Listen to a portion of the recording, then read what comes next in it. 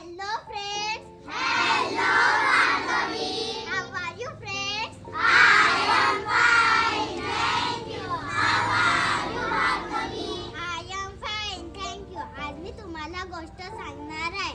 एक खूप मोठं गाव होतं. त्या गावात एक माणूस राहायचा. तो खूप गरीब घरचा होता. एकदा तो त्याच्याजवळ शिकायचे सुद्धा पैसे नव्हते. त्याच्या घरची हालत खूप गरीब होती. मग तो त्याच्या गावात फक्त 4थी पर्यंत